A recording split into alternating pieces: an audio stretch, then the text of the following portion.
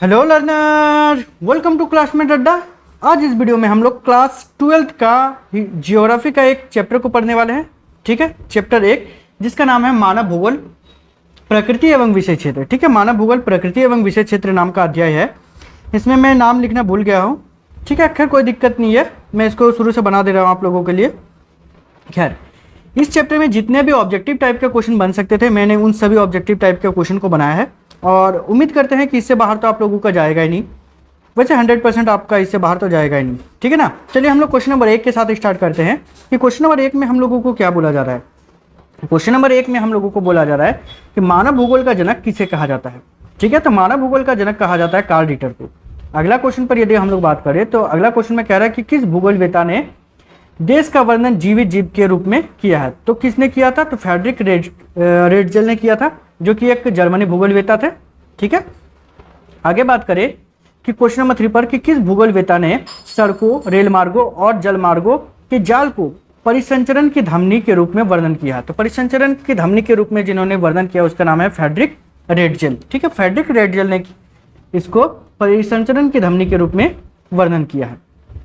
आगे यदि question number 4 पर बात करें तो क्वेश्चन नंबर 4 में कह रहा है कि मानव भूगोल मानव समाजों और धरातल के बीच संबंधों का संश्लेषित अध्ययन है। यह कथन किसका है? तो यह कथन है रेटजेल का। ठीक है, चलिए आगे क्वेश्चन नंबर 5 पर यदि बात करें, क्वेश्चन नंबर 5 कह रहा है कि मानव भूगोल अस्थिर पृथ्वी और क्रियाशील मानव के बीच परिवर्तनशील संबंधों का अध्ययन है। यह कथन किसका है? तो यह कथन जो है एलन सी सैंपल का है। ठीक है, क्वेश्चन नंबर 6 पर यदि बात करें तो क्वेश्चन नंबर 6 कह रहा है कि हमारी पृथ्वी को नियंत्रित करने वाले भौतिक नियमों तथा इन पर रहने वाले जीवों के मध्य संबंधों के अधिक संश्लेषित ज्ञान से उत्पन्न संकल्पना है। ये किसने कहा था? तो ये कथन जो है पॉल विडाल डी ला ब्लास का है। ठीक है, पॉल विडाल डी ला ब्लास का, याद रखोगे। आगे क्वेश्चन नंबर 7 है। क्वेश्चन नंबर 7 में बताया जा रहा है कि मानव की वह स्थिति जब वे प्रकृति के प्रकोपों से डरते थे क्या कहा जाता है। तो जब मानव जो है प्रकृति के प्रकोपों से डरते थे उसको कहा जाता है पर्यावरणीय निश्चयवाद। ठीक है, पर्यावरणीय निश्चयवाद के नाम से इसको जाना जाता है। क्वेश्चन नंबर 8 पर बात करें तो बताया जा रहा है कि मानव की वह स्थिति जब वे प्रकृति को अपने अनुसार ढालते थे, इसे क्या कहा जाता है? तो इसे कहा जाता है संभववाद। ठीक है, अगला क्वेश्चन है हम लोगों का कि भूगोलवेत्ता ग्रिफिथ टेलर ने किस नई अवधारणा को प्रस्तुत किया। तो भूगोलवेत्ता ग्रिफिथ टेलर ने जो है नया अवधारणा प्रस्तुत किया था जिसका नाम था नव निश्चयवाद अवधारणा। ठीक है, नए नव निश्चयवाद अवधारणा।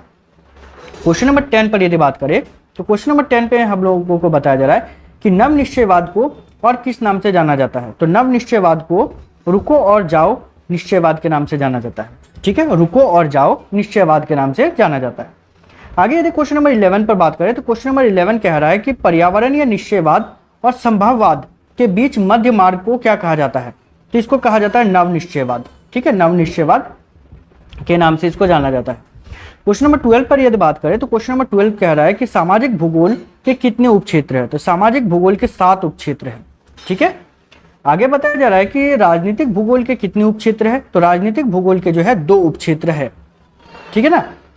क्वेश्चन नंबर यदि 14 पर बात करें तो क्वेश्चन नंबर 14 हम लोगों को बताया जा रहा है कि आर्थिक भूगोल के कितने उपक्षेत्र हैं।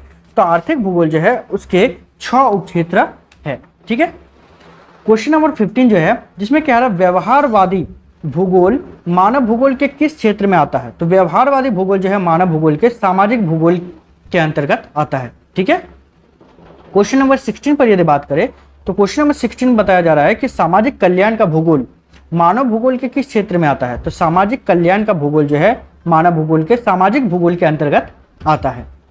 ठीक है, क्वेश्चन नंबर 17 पर यदि बात करें तो क्वेश्चन नंबर 17 कह रहा है कि अवकाश का भूगोल मानव भूगोल के किस क्षेत्र में आता है। तो अवकाश का भूगोल जो है सामाजिक भूगोल के अंतर्गत आता है।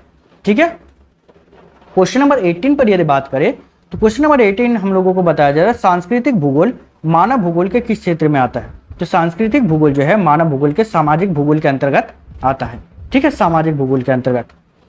आगे क्वेश्चन नंबर 19 पर यदि बात करें तो क्वेश्चन नंबर 19 हम लोगों को बताया जा रहा है कि लिंग भूगोल मानव भूगोल के किस क्षेत्र में आता है। तो लिंग भूगोल जो है मानव भूगोल के सामाजिक भूगोल के अंतर्गत आता है।